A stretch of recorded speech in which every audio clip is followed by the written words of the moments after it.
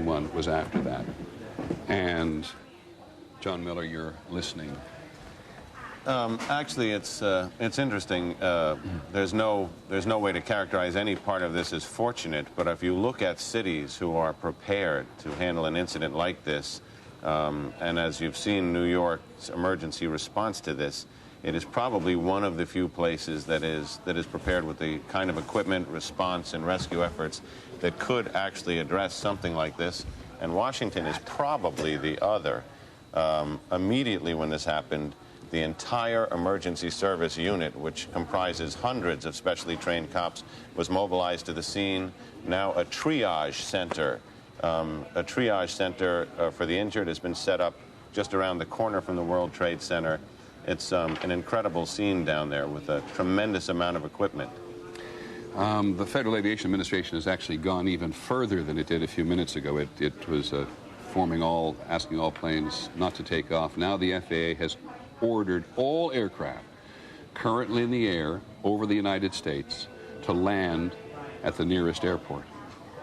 Now you can imagine what may be happening, or what they think might be happening in some part of the country, that there is somebody else on some aircraft coming from somewhere or going somewhere with evil intentions. And so all aircraft currently in the air over the United States have been ordered to land at the nearest airport.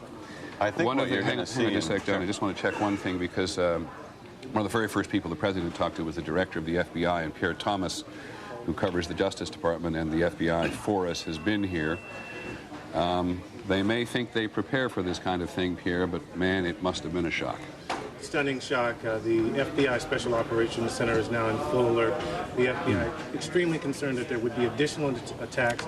Normally when you have a situation like this, they immediately get on the line with the CIA, the various intelligence agencies, trying to get a sense of who might have been planning something. But right now, the first order of business is to protect against a second attack, third attack.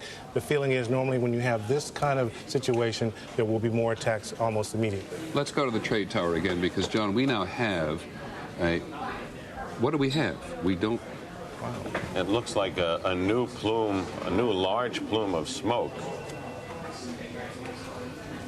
Now, it may be that something fell off the building. It may be that something has fallen. We don't know, to be perfectly honest. But that is what you're looking at, is the current. That's the scene at this moment at the World Trade Center. Dan Daler from ABC's Good Morning America is down in the general vicinity. Dan, can you tell us what has just happened? Yes, Peter, it's Don Daler down here. I'm 4 blocks north of the World Trade Center. The second building that was hit by the plane has just completely collapsed. The entire building has just collapsed, as if a demolition team set off. When you see the old demolitions of these old buildings, it folded down on itself, and it is not there anymore. That should be it. Thanks very much, Dan. It has completely collapsed.